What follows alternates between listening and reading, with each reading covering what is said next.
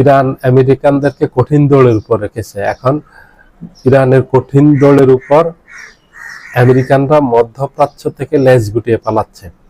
এখন মধ্যপ্রাচ্যে তাদের বিভিন্ন দেশের দূতাবাস বন্ধ করে দিয়েছে, রিয়াদের দূতাবাস বন্ধ করে দিয়েছে, ওমানের দূতাবাস বন্ধ করে দিয়েছে, কাতার কুয়েতেও বন্ধ করার অবস্থায় আছে, আরব আমিরাতে বন্ধ করে দিয়েছে, এবং তাদের যেসব কনসুলেট অফিস আছে সেগুলি বন্ধ করে দিয়েছে।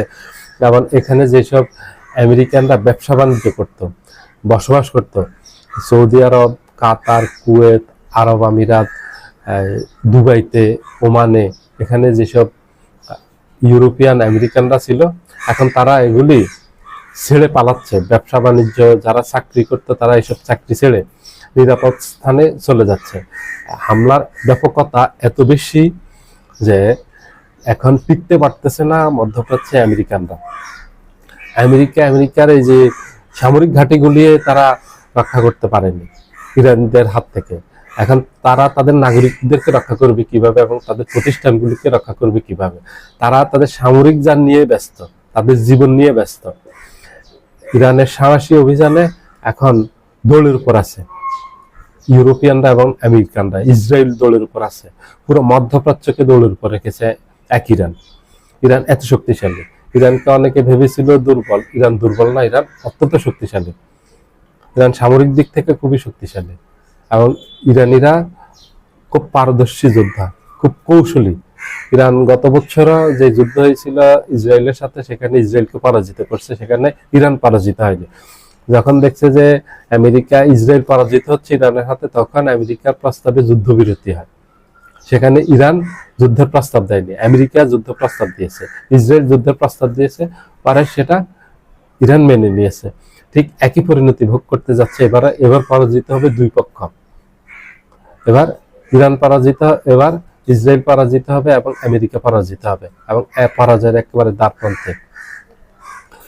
আমেরিকা শুধু মধ্যপ্রাচ্যের থেকে তাদের বেসামরিক নাগরিকদেরকে না, তাদের যত সামরিক স্থাপনা আছে সবকিছু সরাতে বাধ্য হবে। এবার ব্যাপক হামলা চালিয়েছে সামরিক স্থাপনাগুলিতে, যেটা অতীতে কোনোদিনই ঘটেনি।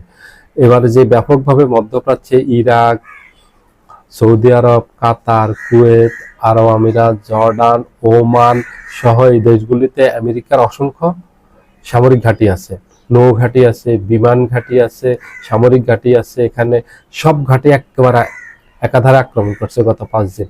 ধারাবাহিকভাবে আক্রমণ তারা করে যাচ্ছে, আক্রমণ অব্যাহত আছে, আক্রমণ বন্ধ করেনি, এবং বৈচিত্র্যময় আক্রমণ করতেছে। এই আক্রমণগুলো এখানে খুবই শক্তিশালী অস্ত্র ব্যবহার করতেছে, খুব বিধ্বংসী অস্ত্র ব্যবহার করতেছে, যেটাতে একেবারে নাস্তানাবুদ হয়ে গেছে, কাবু হয়ে গেছে আমেরিকা, ইসরায়েল।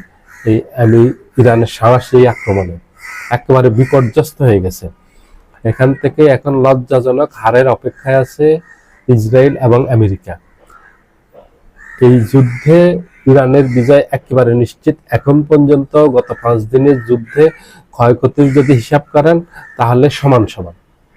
কারণ ইরান একা লড়তেছে ইসরায়েল, আমেরিকার বিরুদ্ধে, ইউরোপের বিরুদ্ধে, এবং মধ্যপ্রাচ্যের এই সৌদি আরব, কাতার, কুয়েত, আরব আমিরাত, ওমান, জর্ডান, এগুলি হলো আমেরিকার মিত্র দেশ। এগুলির বিরুদ্ধে লড়তেছে।